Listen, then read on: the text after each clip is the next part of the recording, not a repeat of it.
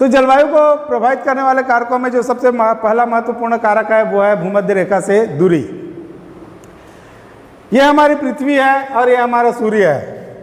तो भूमध्य रेखा पर वर्ष भर सूर्य की किरणें सीधी पड़ने के कारण भूमध्य रेखा में वर्ष भर सूर्य का तापमान अधिक रहता है, और जैसे जैसे हम भूमध्य रेखा से उत्तर और दक्षिण की ओर जाते हैं तो सूर्य की किरण तिरछी पड़ने के कारण वहाँ पर तापमान कम होता चला जाता है, क्योंकि बीच में जल वाष्प, गैस एवं धूलकण जो है वो सूर्य से प्राप्त होने वाली ऊष्मा को अवशोषित कर लेते हैं। यही कारण है कि भूमध्य रेखा पर वर्ष भर ऊंचा तापमान पाया जाता है, और जैसे जैसे हम भूमध्य रेखा से उत्तर एवं दक्षिण की ओर जाते हैं तो सूर्य की किरणें तिरछी होने के कारण वहाँ पर तापमान कम होते चला जाता है, और उत्तरी ध्रुव एवं दक्षिणी ध्रुव में तापमान एकदम न्यून हो जाता है। सूर्य की किरण बहुत कम मात्रा में पाई जाती है, इसलिए उत्तरी ध्रुव एवं दक्षिणी ध्रुव में कई जगहों पर 6 महीने के दिन और 6 महीने की रात पाई जाती है।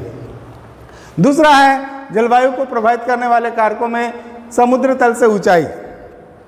समुद्र तल से हम जैसे जैसे ऊंचाई की ओर बढ़ते हैं वैसे वैसे तापमान कम होता चला जाता है। प्रति 165 मीटर की ऊंचाई पर 1 अंश सेंटीग्रेड तापमान कम होता चला जाता है, जिसके कारण जलवायु प्रभावित होती है। जलवायु को प्रभावित करने वाले कारकों में तीसरा कारण है समुद्र तल से दूरी। समुद्र के आसपास का जो क्षेत्र है वहाँ पर और समुद्र से दूर दोनों के तापमान में काफ़ी अंतर पाया जाता है।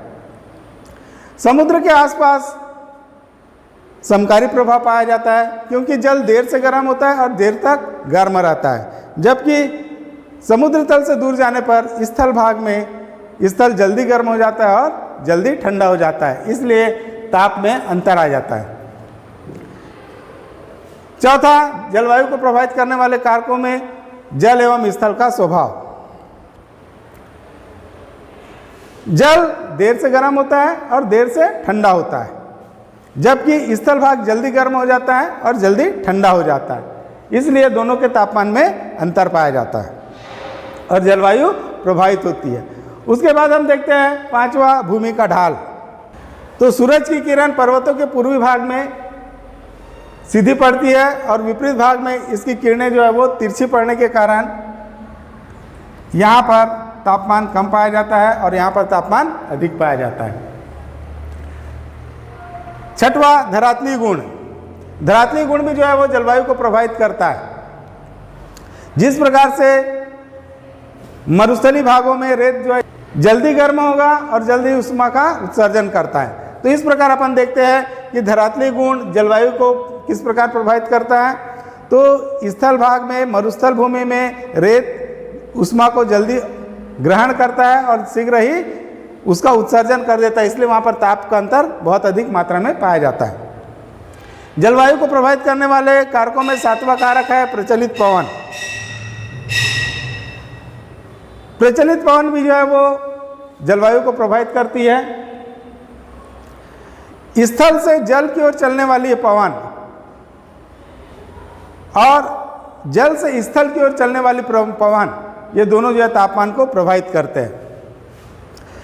अब हम देखते हैं जो पवनें भूमध्य रेखा से उत्तर की ओर जाएगी वह पवन गर्म होगी, और जो पवन उच्च अक्षांश से निम्न अक्षांश की ओर आएगी वो पवन ठंडी होगी।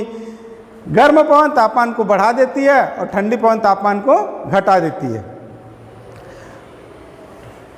आठवां, सागरीय जलधाराएं। समुद्री जलधाराओं का समुद्री तट पर प्रभाव पड़ता है। अगर किसी समुद्र के तट पर गर्म जलधारा बहेगी तो अपने आसपास के क्षेत्र को गर्म कर देगी। जिस प्रकार से गल्फ स्ट्रीम की गर्म जलधारा संयुक्त राज्य अमेरिका के मैक्सिको की खाड़ी से निकलकर अपने आसपास के क्षेत्र के तापमान को बढ़ा देती है, उसी प्रकार से लेब्राडोर की ठंडी जलधारा अपने आसपास के तापमान को घटा देती है।